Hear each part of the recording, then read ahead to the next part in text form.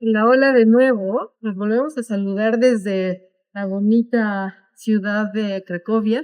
Estamos nuevamente frente al edificio de la Facultad de Materiales, Ingeniería de Materiales y Cerámica. Estamos previas a la última sesión. Ya casi nos despediremos y quise aprovechar este espacio que tengo aquí la gran oportunidad de haberme conocido a mi querida Sandra Rehbock. Me fascinó, o sea, es fascinante cómo estas interacciones pueden ocurrir de forma tan rápida, tan inmediata, pero también tan objetiva, tan sincera, tan transparente, porque estamos en un áreas que entendemos, no necesariamente las áreas de investigación, pero son áreas hablando ciencia general, profesionalismo, etcétera. Pero bueno, se trata ahora, este momento, esta charla, me encantaría que conozcan a esta personalidad. Me fascinó conocerla y quiero compartir eso que he escuchado de ella, de su propia voz. Entonces, sin más, quiero presentar a Sandra Rego y nos gustaría, si nos puedes platicar un poquito, Sandra, sobre tu trayectoria profesional, un poquito tu trayectoria personal también, si es que quieres preguntarnos algo, para que entendamos un poco más quién es esta persona. Yo ya la conozco, pero quiero que tú lo cuentes. Adelante, Sandra, por favor. Muchas gracias. Primero, hola a todas y todos, y muchas gracias por esta entrevista. Sí, es un encuentro fantástico y está muy bien. Es por eso también que se hacen este tipo de congresos para que personas de áreas distintas, regiones geográficas muy distintas, pues tienen un espacio común y pueden intercambiar y encontrarse, como ha pasado en nuestro caso. Sí, yo me llamo Sandra Ribok, yo soy de Alemania. Estudié antropología y sociología, siempre con un enfoque histórico, primero en Alemania, luego en Madrid y también en París. Entonces, eso es la fase de formación. Luego, el doctorado lo hice yo estuve trabajando en el Consejo Superior de Investigaciones Científicas en España, que es el gran organismo de investigación pública. Ahí estuve en el Instituto de Historia, en el Departamento de Historia de la Ciencia. En total estuve ahí 16 años, pero primero, o sea, haciendo el doctorado, digamos, estando ahí, trabajando ahí, pero en una universidad en Alemania. O sea, digamos, se llama una tutela, porque no quería cortar las raíces con Alemania. Y yo siempre creo que mientras más abierto, más conectando a instituciones, países, disciplinas, eso es algo que me parece enriquecedor a mí. Entonces estuve en total 16 años y yo creo que son ya 10 años cuando tenía la gran suerte de conseguir una beca Marie Curie, es lo que se llama Marie Curie International Outgoing, que eso es un funding tool para 3 años. O sea, ahí lo que hay que hacer es buscarse una institución fuera de Europa, sí, o sea, durante 2 años y luego el tercer año uno regresa a la institución desde donde uno ha iniciado la petición de esta financiación. En mi caso, yo me fui 2 años a la Huntington Library en Southern California. Suena a library, o sea, no es una biblioteca, es un centro de investigación y es en las afueras, digamos, de Los Ángeles. Es un sitio fantástico, con muchísima información, muchísimos documentos, pero también un sitio donde donde todos los años tienen un grupo de fellows, o sea, como de 25 long-term fellows, o sea, gente que pasa el año ahí, no sé, hay como una comunidad científica. Exactamente, o sea, gente que viene de diferentes partes, bueno, sobre todo de los Estados Unidos, pero también de otros países. Entonces tuve la suerte de estar ahí durante 2 años. Bueno, no sé, el tercer año uno está un poco entre las dos instituciones. ¿Sí? Eso fue en el 2013 a 16. ¿Qué pasó después? Luego volví a España Entonces estuve trabajando en diferentes cosas.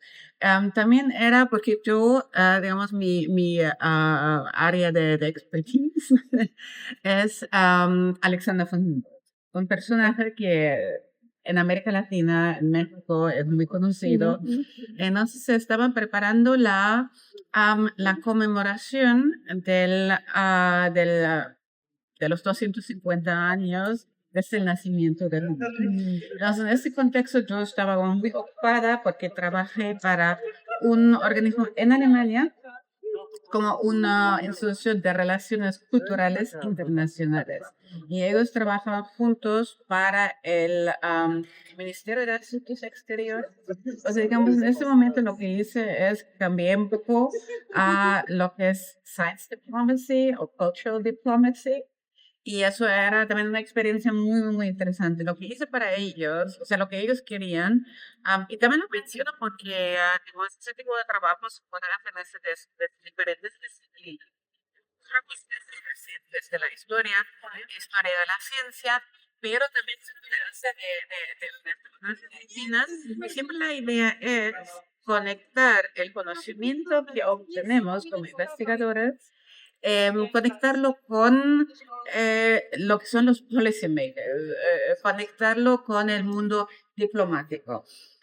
Eso, digamos, una descripción en teoría, lo voy a decir de una manera más práctica. En mi caso, de lo que se trataba era, en Alemania, el Ministerio de Asuntos Exteriores, ellos querían conectar con América Latina, con diferentes países, en el contexto de este aniversario de Humboldt, porque como Humboldt es una figura tan eminente, tan conocida, o sea, como para utilizar esta ocasión para sí, para conectar los lazos, para establecer nuevos lazos con esos países.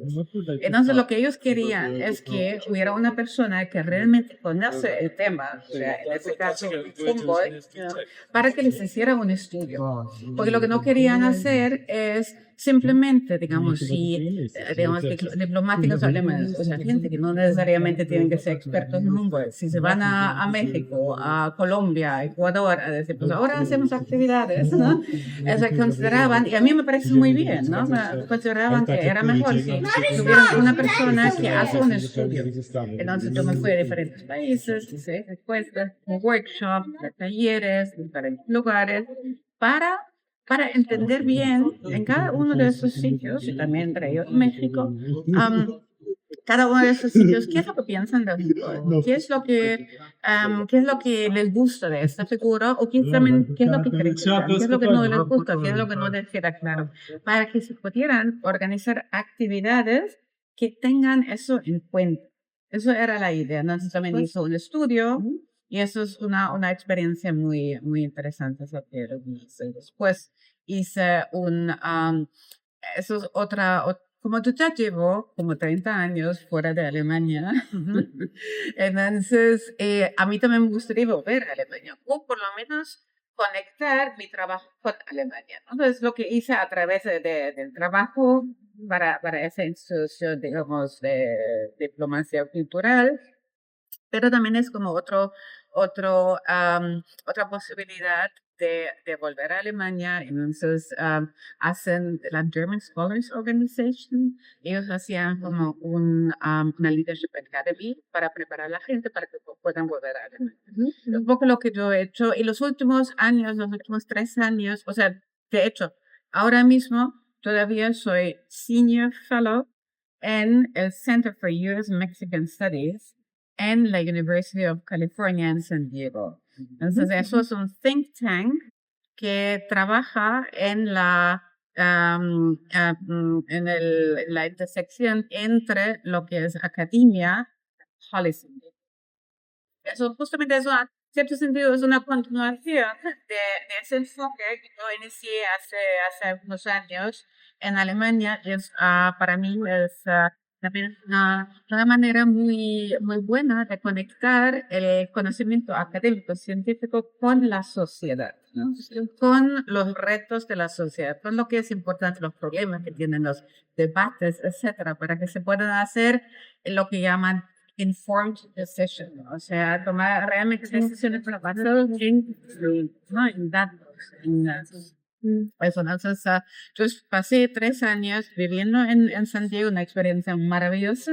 Estuve primero en el Instituto de Historia, también de la UCSD, 2 años en el Departamento de Historia y luego 2 años en el Center for U.S. Mexican Studies. Y ahí estoy todavía, pero este año en la calidad de Non-Residential Fellow, porque ahora vivo de nuevo en Madrid. Entonces, pero sí, eso es la conexión que tengo con el centro, porque estoy trabajando o sea, mi proyecto de investigación es sobre Thomas Jefferson, el tercer presidente de los Estados Unidos, y digamos la visión que él tenía para la expansión de los Estados Unidos hacia lo que en este momento era el suroeste español. O sea, el tiempo que estoy mirando es 1776, básicamente desde la Declaración de la Independencia.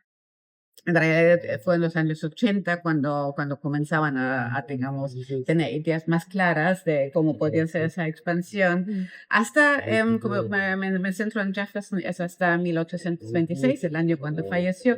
Pero, por supuesto, tomó en cuenta también la guerra entre México y los Estados Unidos. O sea, termino con es un libro que estoy preparando hasta el 48. Y básicamente es ver cómo se expandieron los Estados Unidos hacia el suroeste, lo que primero era Nueva España y luego una gran parte de México. Entonces, es lo que estoy trabajando en mi libro de sí. Con otras palabras, en el Center for U.S. Mexican Studies, lo que se hace, o sea, ese centro está conectado en la UCSD, está en la School for Global Policy and Strategy. Y esto es, digamos, una entidad, es un center que donde se hace investigación sobre diferentes áreas considerado de interés estratégico, áreas importantes en el oeste de los Estados Unidos. Hay, por cierto, no es el mundo atlántico, sino el mundo pacífico. Entonces, lo que tienen es que tienen un center, un China Center, para la India, otro para Japón también, y otro para México.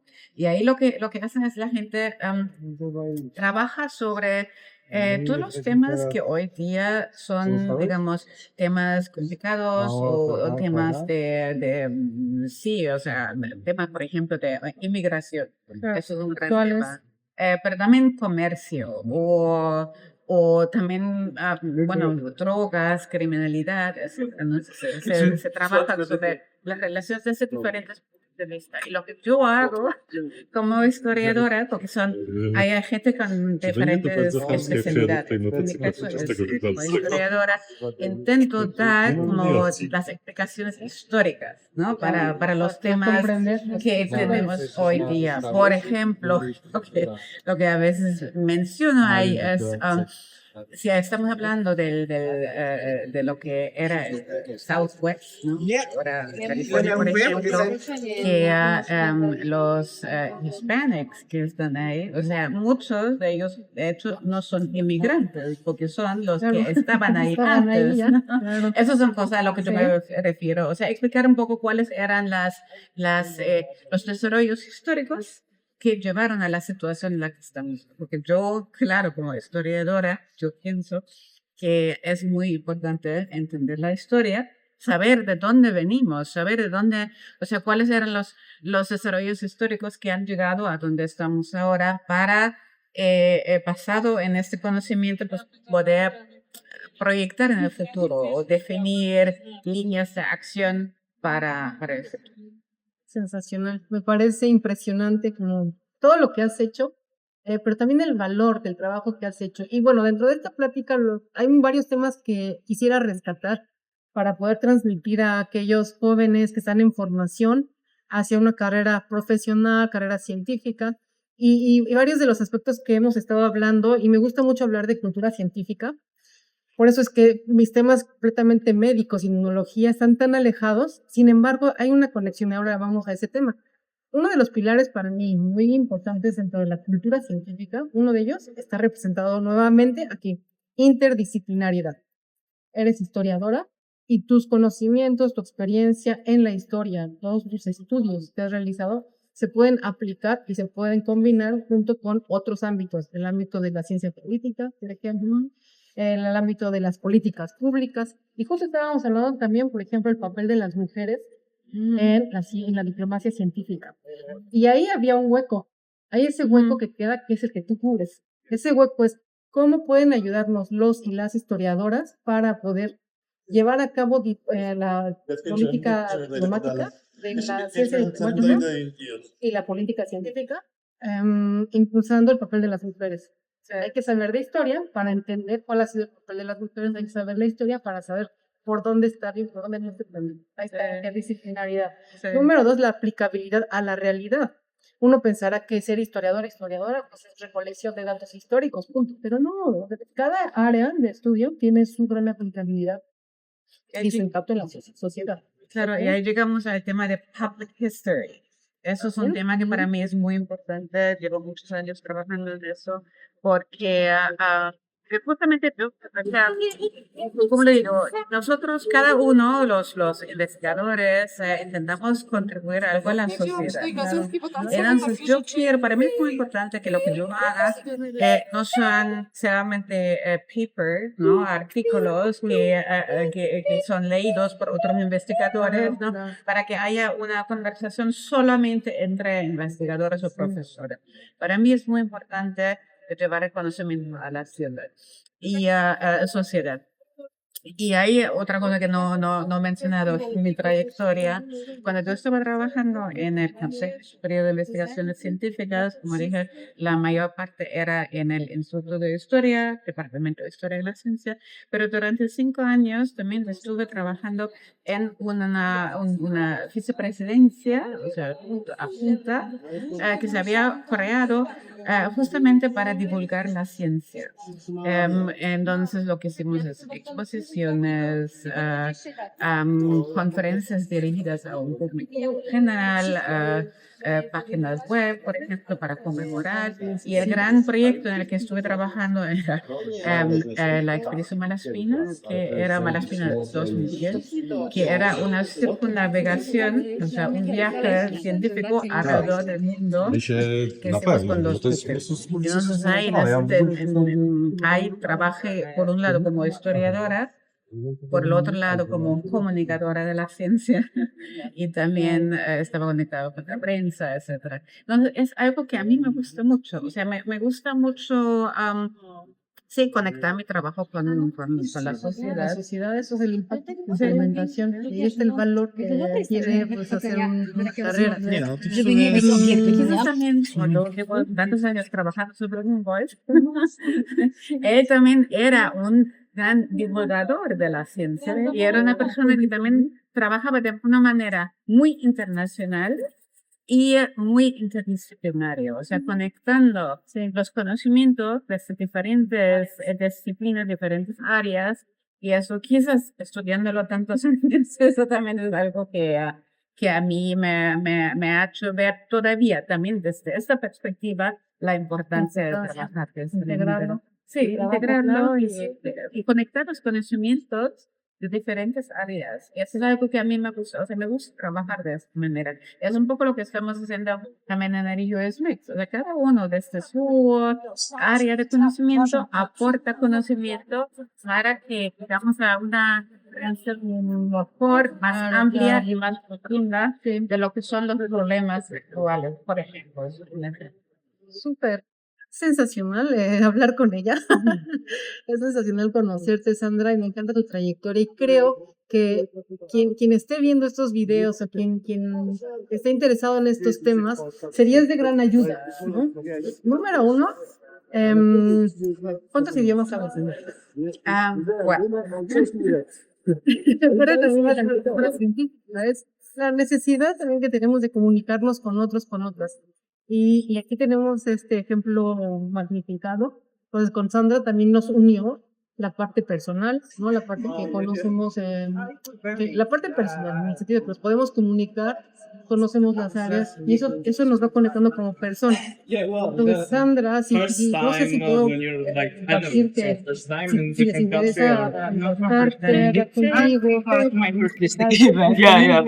podrían invitar a alguna charla, consultoría o en caso de que Sí, sí, por supuesto, puedes dar mis datos y uno puede contactarse, puedo ser de ayuda. Sí, yo creo que es muy, muy importante, o sea, lo que yo puedo recomendar es am, viajar, tener experiencias, digamos, de investigación o de enseñanza en área de cada uno, pero en diferentes países. Sí, eso, o sea, eso es lo que a mí, o sea, enriquece como totalmente. persona, como profesionista. Claro, y como yo llevo 30 años con eso, entonces es algo que, y de esa manera uno también aprende los idiomas, porque yo comencé con el alemán y mi madre siempre me dijo que si tú quieres trabajar de manera internacional y si alemán es tu primer idioma, o sea, que tienes como un alcance menor que, por ejemplo, si ya empiezas con el español, ¿no? O sea, mucho más, la parte más grande del mundo está abierto para ti, ¿no? Pero, claro, pero en alemán no, no es más limitado. Entonces yo pensé, bueno, quiero trabajar de manera internacional, así que aprendo idiomas. Eso es muy importante, pero, o sea, son los idiomas, pero también son las experiencias.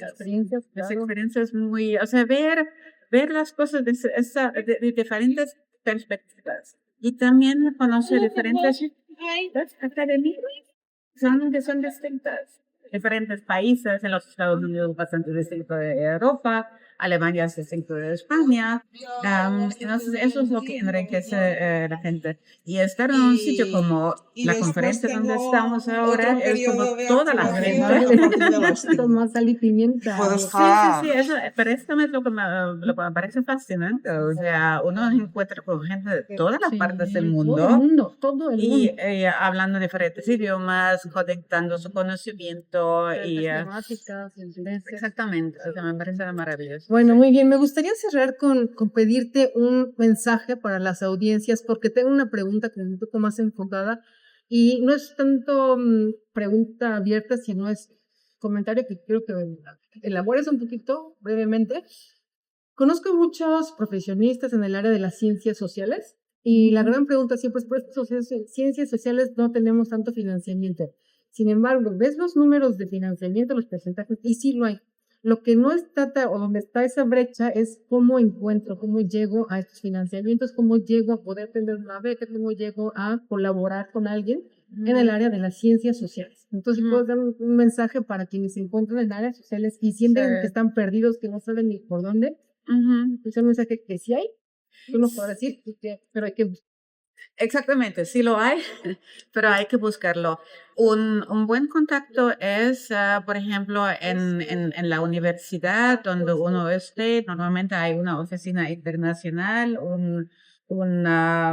sí, algún lugar, punto de contacto donde uno puede, esa es una manera de conseguir información. Así comencé yo, por ejemplo, cuando yo era estudiante en Alemania y se me ocurrió que quería irme a España con una beca europea de movilidad, Erasmus, de lo que es entonces, y la información la conseguí en la oficina internacional de la universidad donde estuve.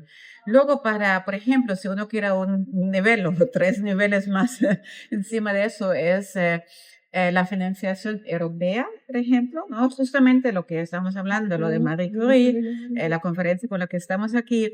Para eso hay unos puntos de contactos no quiero decir todos los países, ¿no? Pero en muchos países o regiones, ¿no?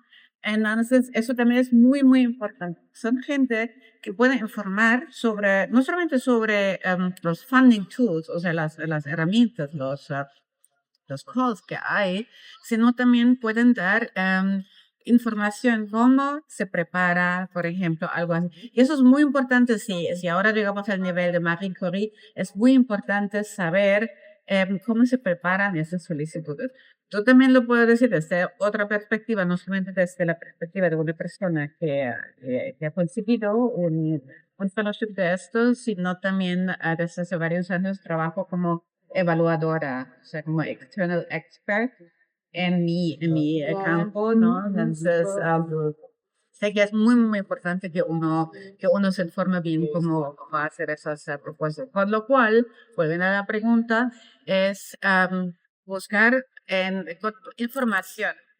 También lo que se puede hacer, por ejemplo, dependiendo si uno quiere ir a un país en concreto, pues buscar cuáles son los organismos que da en este país que ofrecen financiación. Por ejemplo, en Alemania es el Deutsche Akademische Austauschdienst, ¿no? DAAD, O DAD o la Fundación Humboldt, ¿no? Entonces, que tienen conectar. oficinas en los países en Latinoamérica. Sí. Exactamente, yo diría que es bastante fácil conectar con ellos. Si uno ya sabe exactamente en qué país uno quiere ir. España tiene otros, Francia tiene otros, etcétera. Entonces, ponerse en contacto con ellos. Y yo diría no ser tímidos en ese sentido, sino outgoing. O sea, como yo quiero esto, pues intento conseguir información, ¿no? No tener miedo, sino lanzarse. O sea, sí, buscar todo tipo de información. Yo creo que hoy día también es fácil con el internet. O sea, hace 30 o 40 años eso era distinto. Y entonces conseguir todo de información para que uno también pueda hacer, digamos, preguntas ya, digamos, basadas en más específicas o que la gente también nota que uno ya, o sea, uno no llega y dice, ¿qué es lo que tienen? ¿qué es lo que tienen, no? Eso es lo que haría. Súper. Buscar en internet, contactar con la universidad para la financiación europea, los National Contact Points. Y, ¿pero? NCPs. Exactamente, es lo que haría. Y preguntar. Sí, Pues muchas gracias, Sandra. Me gustaría entonces cerrar nada más resumiendo esto, quizá en dos aspectos. Hagan su búsqueda activa y atrévanse.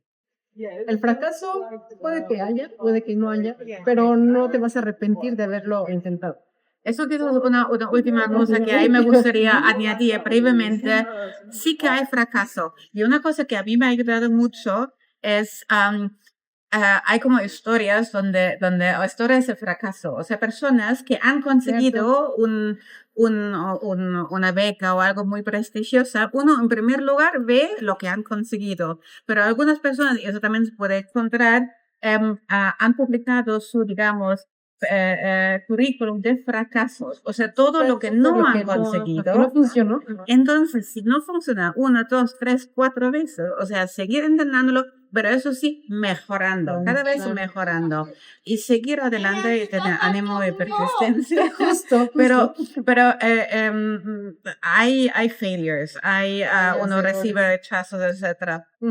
Pero eso es importante seguir adelante. Existe, o sea, Sí. eso es algo común. Sí. Se dicen, por ejemplo, depende de qué es lo que uno solicita, pero, por ejemplo, se dice estadísticamente que uno mismo tiene que solicitar como 7 veces, ¿no? Hasta que uno consiga algo, ¿no? Eso, claro, eso depende de la persona, depende del campo en el cual uno trabaja, pero eso es lo que quiero decir. Si 3 veces no ha funcionado, uno no debería rendirse, ¿no? Justo, no rendirse, claro que sí. Seguir intentando Sí. y que tengan suerte. Pues muchas gracias, Sandra. Un saludo muy especial a todos quienes están interesados en estos temas. Y contacten a Sandra si tienen preguntas. Me atrevo a ofrecerles este contacto. Y pues bueno, mucho éxito en sus aplicaciones y no se rindan. Ánimo. Eso, que tengan suerte. Adiós. Adiós.